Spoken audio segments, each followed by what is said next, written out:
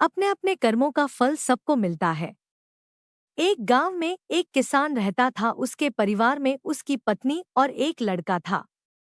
कुछ सालों के बाद पत्नी मृत्यु हो गई। उस समय लड़के की उम्र 10 साल थी। किसान ने दूसरी शादी कर ली। उस दूसरी पत्नी से भी किसान को एक पुत्र प्राप्त हुआ। किसान की दूसरी पत्नी की भी कुछ समय बाद मृत्यु हो गई। किसान का बड़ा बेटा जो पहली पत्नी से प्राप्त हुआ था, जब शादी के योग्य हुआ तब किसान ने बड़े बेटे की शादी कर दी। फिर किसान की भी कुछ समय बाद मृत्यु हो गई।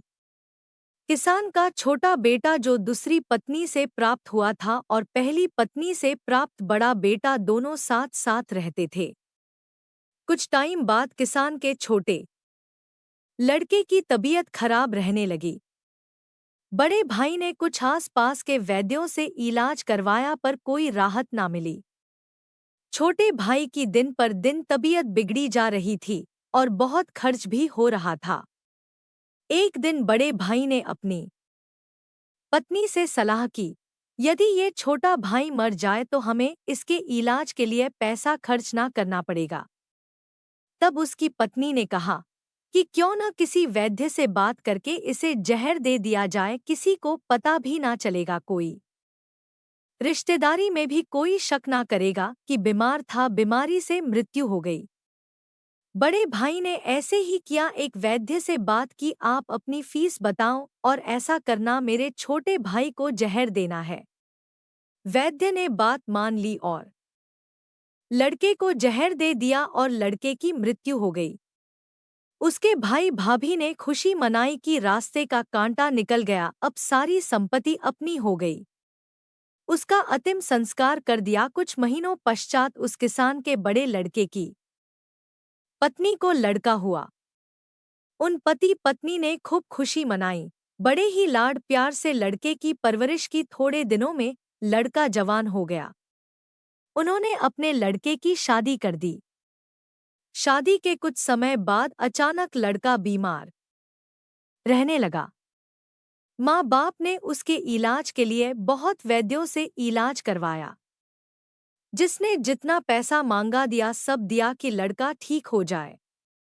अपने लड़के के इलाज में अपनी आधी संपत्ति तक बेच दी, पर लड़का बीमारी के कारण मरने की कगार पर आ गया।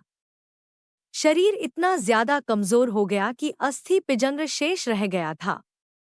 एक दिन लड़के को चारपाई पर लेटा रखा था और उसका पिता साथ में बैठा अपने पुत्र की ये दयनीय हालत देखकर दुखी होकर उसकी और देख रहा था।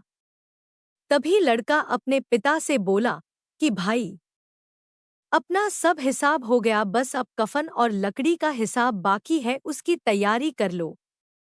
ये सुनकर उसके पिता ने सोचा कि लड़के का दिमाग भी काम ना कर रहा बीमारी के कारण, और बोला, बेटा मैं तेरा बाप हूँ, भाई नहीं।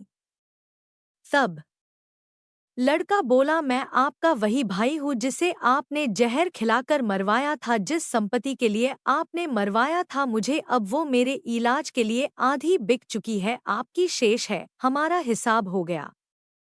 तब उसका पिता फूट फूट कर रोते हुए बोला कि मेरा तो कुल नाश हो गया, जो किया मेरे आगे आ गया, पर तेरी पत्नी का क्या दोष है जो इस बेचारी को जिंदा जलाया जाएगा। उस समय सती प्रथा थी, जिसमें पति के मरने के बाद पत्नी को पति की चिता के साथ जला दिया जाता था।